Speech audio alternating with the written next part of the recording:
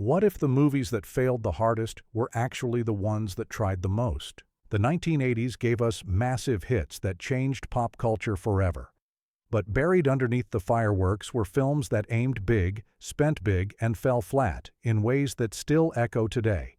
Some were misunderstood, some arrived too early, and some failures were so loud they shook entire studios. Stay with me, because as this list climbs, the risks grow bigger, the fallout gets heavier, and one title near the top quietly changed Hollywood forever. Number 15, Howard the Duck, 1986.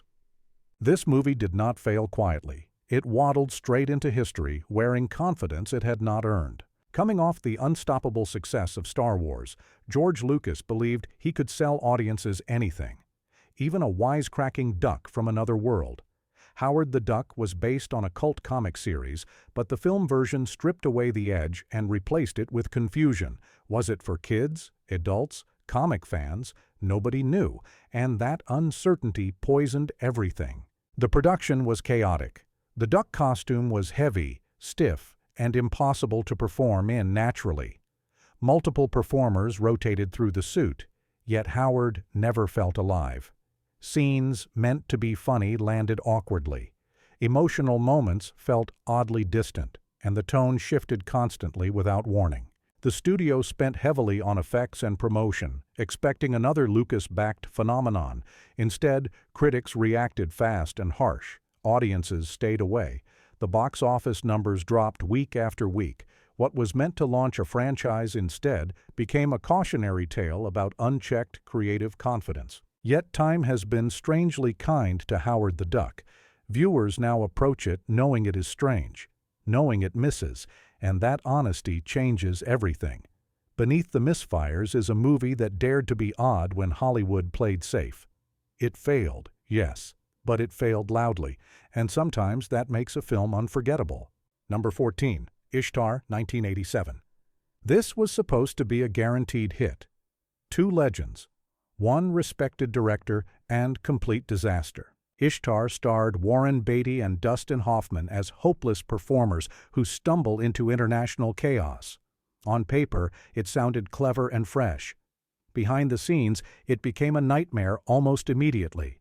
Endless reshoots, harsh filming conditions, perfectionism pushed beyond reason. Director Elaine May demanded take after take, chasing tiny adjustments while the budget climbed. What began as a controlled project ballooned into a financial sinkhole. Studio executives panicked. The press noticed.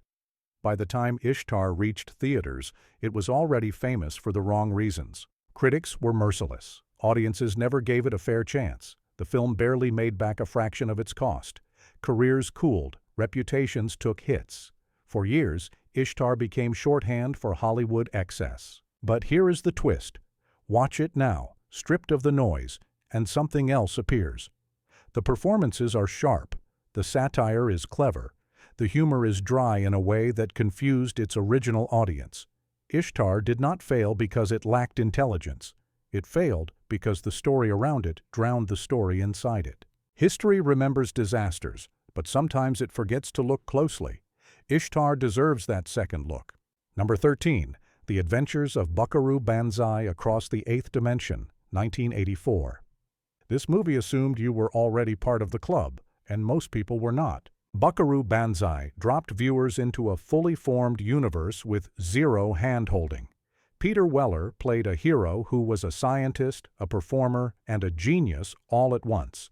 The film referenced past events that never appeared on screen.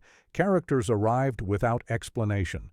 Rules existed but were never spelled out. It was bold, confident, and completely confusing to general audiences. The studio hoped to launch a franchise. Instead, ticket sales stalled almost immediately. Marketing teams struggled to explain what the movie even was. Science fiction, comedy, adventure. It refused to fit neatly anywhere. Critics admired its creativity but warned viewers they might feel lost, and they were right. Buckaroo Banzai vanished from theaters quickly. Then something unexpected happened. Home video gave it time. Fans discovered it slowly, watched it again and again. The dense world that once pushed people away became the reason they stayed. Today, Buckaroo Banzai feels like a preview of modern fan culture, a movie that trusted its audience too much, too early. It failed in its moment, but it planted seeds that would grow later. Number 12. Megaforce, 1982.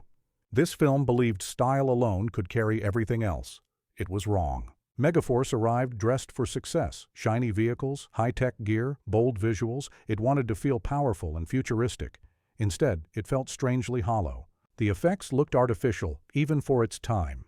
Action scenes lacked weight. Dialogue sounded stiff. The tone hovered somewhere between serious and playful without committing to either. Viewers did not know how to react, and many simply laughed at moments meant to inspire awe. The studio spent heavily, hoping to launch a new franchise built on image and merchandise. What they got was embarrassment. Box office returns were tiny compared to the investment. The dream collapsed fast. Yet Megaforce refuses to disappear. Its exaggerated style has earned it cult status. Fans enjoy it not for what it tried to be, but for what it accidentally became. A perfect time capsule of early 80s excess. It failed as spectacle, but it survives as entertainment in an entirely different way. Number 11. Flash Gordon, 1980. This movie was not confused. The audience was. Flash Gordon leaned fully into comic book energy. Bright colors, dramatic performances, bold sets. It embraced fun without apology, but it arrived at the worst possible time. Viewers expected serious space adventures shaped by recent hits. Flash Gordon delivered theatrical flair instead. Critics dismissed it as silly. Audiences stayed cautious. Financially, it barely scraped by. Yet everything about Flash Gordon was intentional. The exaggerated acting, the vibrant designs, the legendary music that pulsed through every scene. It was not trying to compete with realism. It was celebrating imagination. Over time, appreciation grew. What once seemed excessive became charming. What felt childish became confident. Flash Gordon did not fail because it lacked vision. It failed because it refused to pretend to be something else. Today, its influence is everywhere. Proof that sometimes commitment matters more than approval. Number 10. Legend, 1985. This was a fairy tale that looked expensive and felt risky from the very first frame. After redefining science fiction, Ridley Scott wanted to build a dream. Legend was designed as a visual experience first, a fantasy world shaped by light, shadow, and atmosphere. Sets were massive. Creatures were handcrafted. Every scene aimed to feel like a moving painting. Then reality stepped in.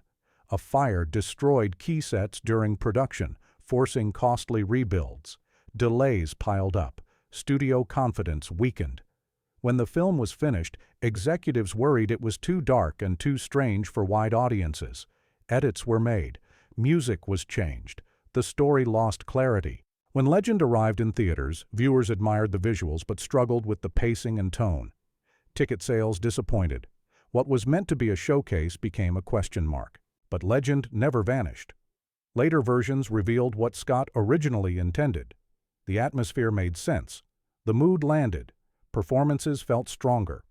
Time allowed viewers to approach it as art rather than spectacle. Legend did not fail because it lacked beauty. It failed because beauty was not enough in a decade chasing speed. Today, it stands as a reminder that ambition often needs patience, and patience is something theaters rarely offer. Number 9. The Razor's Edge, 1984. This was a risk that came from the heart, not the market. Bill Murray was known for sharp humor and effortless charm. Audiences loved him for laughs. Then he chose silence, reflection, serious thought. The Razor's Edge was his attempt to step away from comedy and explore deeper questions about purpose and direction. The timing could not have been worse.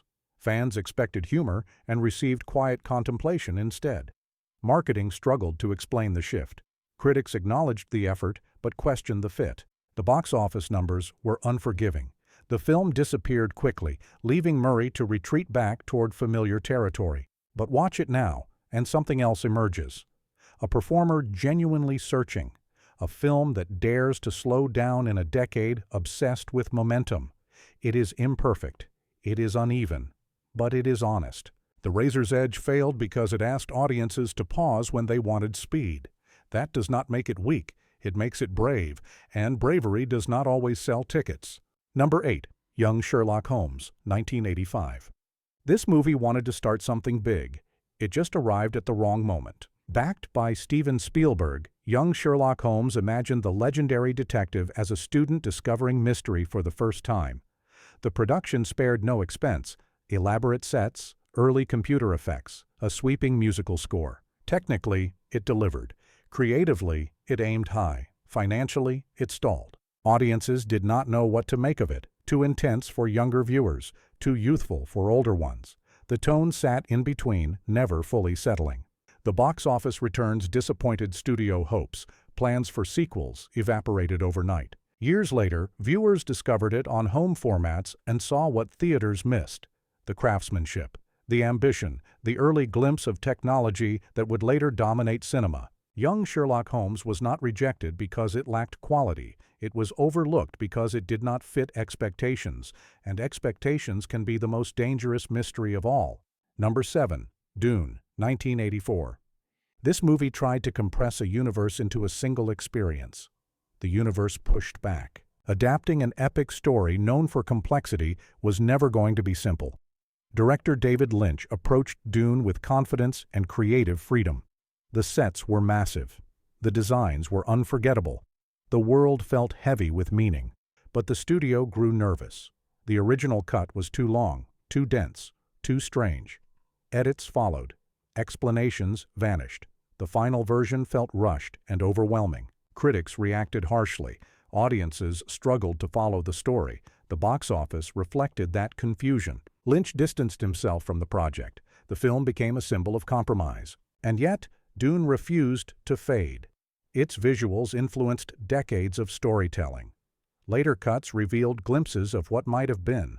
Viewers returned with patience and curiosity. Dune failed not because it lacked vision, but because vision needs room to breathe. In theaters, it was confined. In time, it expanded. Number 6. Streets of Fire, 1984.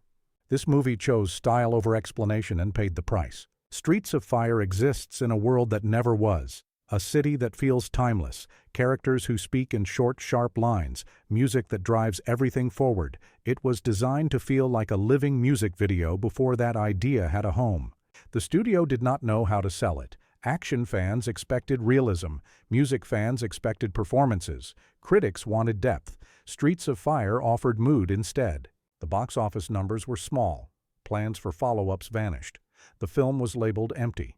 Then culture caught up. Style became language. Visual confidence became currency.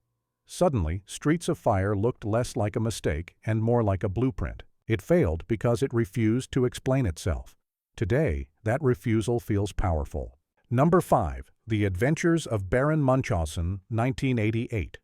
This movie did not spiral out of control. It soared straight past it. Terry Gilliam set out to make a fantasy that felt limitless. Baron Munchausen was meant to celebrate imagination itself. Every scene stretched reality. Every moment leaned into wonder, and every creative decision came with a price. The production became legendary. Sets were built, torn down, and rebuilt. Schedules collapsed. Costs climbed higher and higher. Studio patience vanished. What should have been a triumph turned into a symbol of excess. When the film finally reached theaters, it barely made a ripple. Marketing was weak. Confidence was gone. Audiences stayed away. Financial losses followed fast. But the screen told a different story. Visually, the film was breathtaking. Costumes, worlds, and performances felt handcrafted and alive. It was not neat. It was not simple. But it was fearless. Baron Munchausen failed because it demanded too much trust from a system built on control. Time has treated it more kindly. Viewers now see what studios could not. A flawed dream that dared to dream loudly. Number 4. Mac and Me, 1988.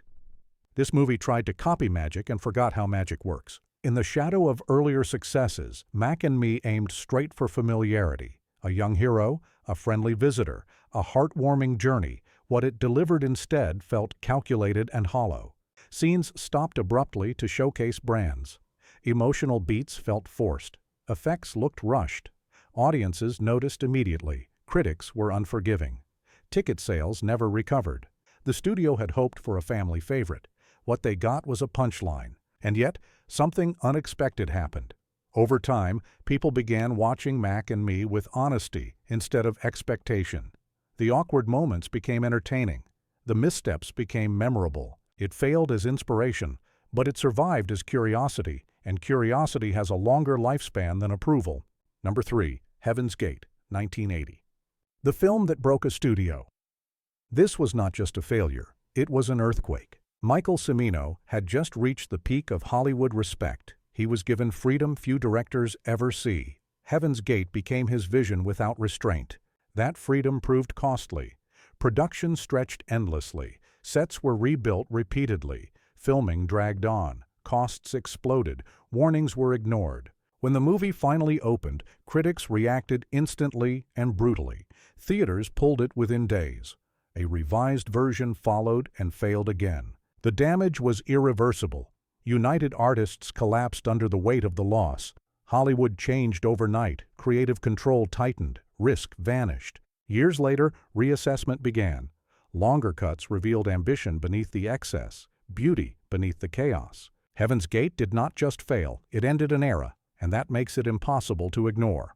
Number 2. Inchon, 1981. This movie was built on money, not understanding. Inchon arrived with an enormous budget and a confused purpose. A historical story was stretched into spectacle without emotional grounding.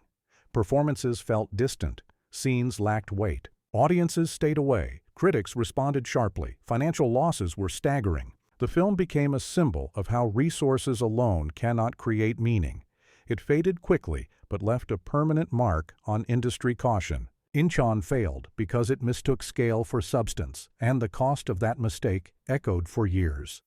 Number 1. One from the Heart, 1982. The film that bankrupted its creator. This was not a gamble. It was an all-in move. Francis Ford Coppola had conquered cinema, so he tried to reinvent it. One from the Heart was filmed entirely on constructed sets. Every light was controlled, every movement planned. Technology was pushed forward at enormous cost. The visuals were stunning. The mood was deliberate, but audiences felt distant. Critics admired the craft but questioned the emotion. The box office was devastating.